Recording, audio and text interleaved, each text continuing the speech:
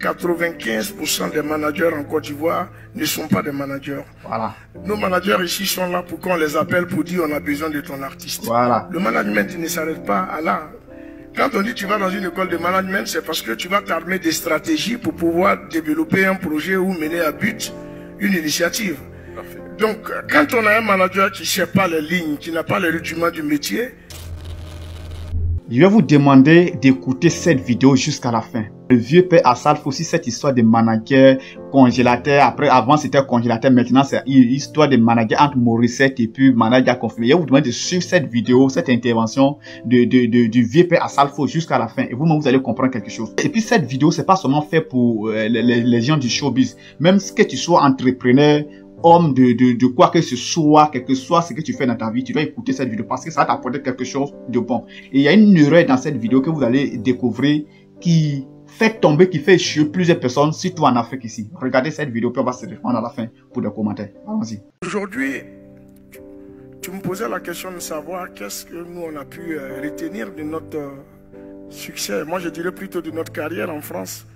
On a noté certaines choses qui pourront être utiles. Et le statut de l'artiste peut venir régler ça. Je vous donne un exemple en France.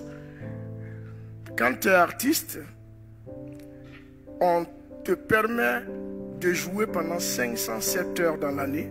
Dès que tu arrives à faire les 507 heures et que tu contribues à ta cotisation, on nous appelle les intermittents de spectacle. Il y a le cachet minimum requis, comme le disait Madame le ministre. Au-delà des 507 heures, l'année qui suit, tu peux ne pas faire de concert et tu vas en studio. Parce que l'année qui suit, tu es payé à près de 50 000 francs par jour, même quand tu ne chantes pas. Donc, ce qui fait qu'un artiste, tout de suite, qui a ses 75 € par jour, n'a pas besoin, il peut se concentrer sur sa création. Ça, c'est de 1. De 2, le prélèvement sur les droits d'auteur pour pouvoir permettre de créer la société des mutualistes des auteurs-compositeurs, qui est la SMACEM à laquelle nous sommes inscrits, qui permet non seulement à l'artiste de se soigner quand il y a des difficultés, mais la prise en charge totale de sa famille. Nos enfants et nos femmes sont pris en charge en France. Moi, sur ce sujet, je pense que Madame la ministre, c'est son rôle. Le Burida est dans sa feuille de route, la restructuration. Mais au niveau même des artistes, chanteurs, acteurs de théâtre, acteurs de cinéma, de la mode, à votre niveau, qu'est-ce que tu peux leur donner comme enseignement? Parce qu'il y a ce que l'État peut faire, mais qu'est-ce que vous-même, parce qu'il y a un problème aujourd'hui, nous quand on regarde les artistes, il y en a certains qui manquent beaucoup de professionnalisme. Qu'est-ce que à votre niveau vous devez... Voilà, c'est ça qui est important. C'est de la structuration. Moi je crois que aujourd'hui on est artiste, on sort, on prend le grand frère du quartier avec qui on cause le mieux pour être le manager. Écoutez, il n'a pas les rudiments du métier, donc il n'a aucune orientation pour la carrière de son poulain. Écoutez. Et ça amène les deux à quoi? À avoir le mur en face après. Parce qu'un artiste, quand tu prends un manager, le manager est estimé tracer la voie de l'artiste. Discuter des conditions de l'artiste, même pour aller à un spectacle et tout. Mais nos managers d'ici, 95% des managers en Côte d'Ivoire ne sont pas des managers. Voilà. Nos managers ici sont là pour qu'on les appelle pour dire on a besoin de ton artiste. Voilà. Le management ne s'arrête pas à là. Quand on dit tu vas dans une école de management, c'est parce que tu vas t'armer des stratégies pour pouvoir développer un projet ou mener à but une initiative.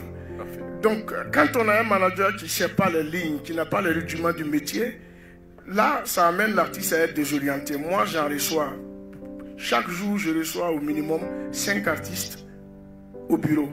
Et quand je les fais asseoir, il n'y a pas de projet de développement de carrière. Il y en a qui viennent s'asseoir avec un single qui veulent passer au FEMUA. Je leur demande, mais avec un single, comment est-ce que tu fais 1 heure de concert? Donc ça veut dire qu'il n'a même pas l'appréhension de pouvoir faire améliorer sa chose. Aujourd'hui, on a plus des artistes de studio, de home studio, de ceux qui font un titre, il est à la douche en train de se laver, il y a une mélodie qui lui passe en tête. Il sort, il ouvre son ordinateur, il pose la voix sur une musique. Et comme par hasard, il sort, ça marche, il est artiste. Donc, il ne s'est pas préparé, il n'a pas fait les étapes avant d'arriver à là. Donc, il faut une structuration. Parce que nous, Magic System, quand on partait dans le Mambo, on ne connaissait rien du métier.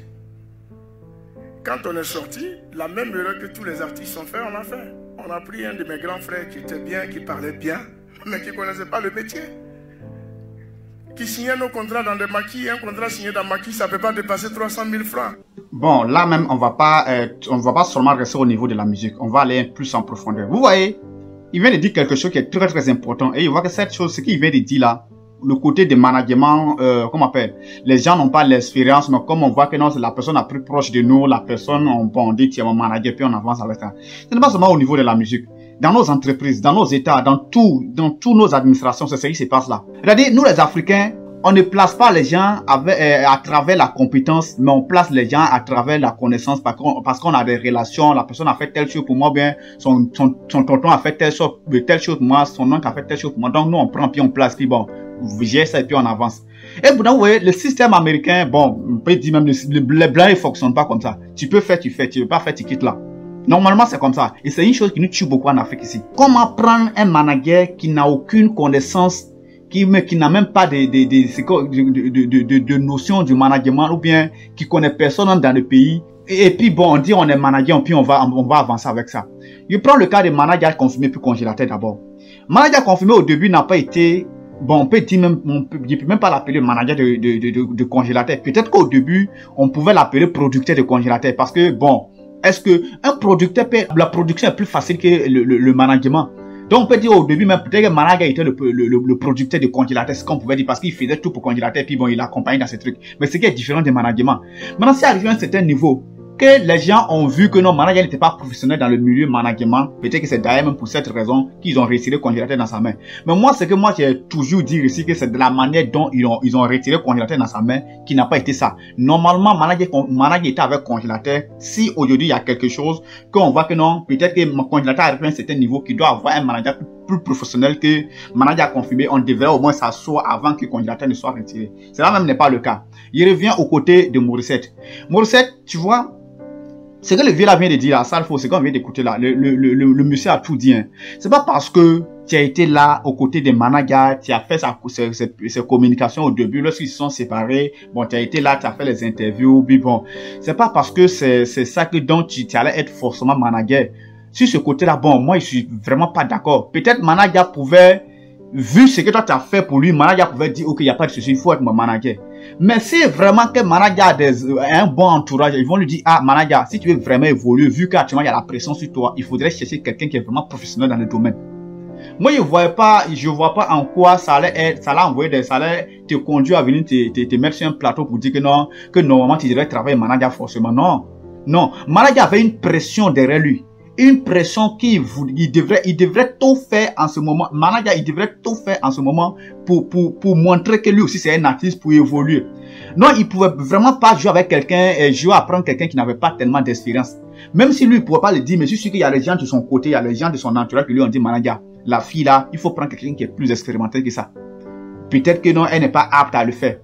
Mais bon, le côté, tu as eu à dire beaucoup de choses sur le plateau. Bon, une chose que je n'ai pas vérifié, c'est que c'est vrai, c'est que manager a refusé que tu travailles avec lui. Ou bien, le staff de manager a vu que non, tu pouvais pas. C'est ce qu'il peut dire que c'est vrai avant que manager se prononce. Et sinon, les autres, je ne sais pas trop. Le côté où tu as dit que non, il te donnait pas tellement l'argent, il faisait ça, là, il ne sait pas. Mais sur ce côté de management, seulement là, Morissette, tu peux avoir raison de l'autre côté, histoire de, il te donnait pas tant, tu peux avoir raison là-bas. Mais le côté de management, seulement, moi, je suis quelqu'un, sans mentir, dans le domaine d'entrepreneuriat, vous qui suivez cette vidéo, c'est une chose qui est très importante. C'est-à-dire, si tu fais tes choses sérieuses par relation, en fait, tu vas finir par fermer rapidement. On dit quoi?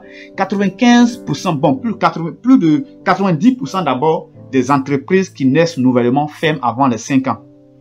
Et 99% des nouvelles entreprises ferment avant les 10 ans. Vous voyez un peu, tout ça à cause de quoi? La gestion.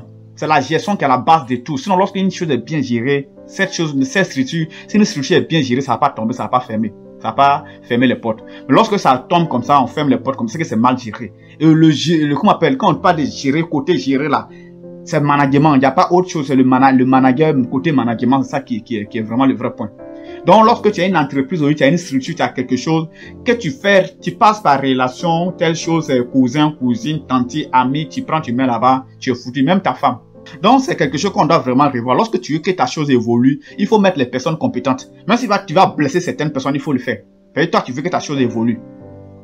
Oh bien, donc c'était à peu près ça. Merci et bye. Au revoir. Et j'espère que ma vidéo ne va pas tellement toucher Maurice si tu la vois. J'étais en train de faire la vidéo pour aller décortiquer les choses à la base jusqu'à monter, mais après j'ai vu que non, c'était vraiment pas la peine, donc j'ai laissé tomber parce que il allait tellement faire. Bon, bref, merci à vous et je vous demande de donner vos avis dans l'espace commentaire et on se prend la prochaine fois. Bye.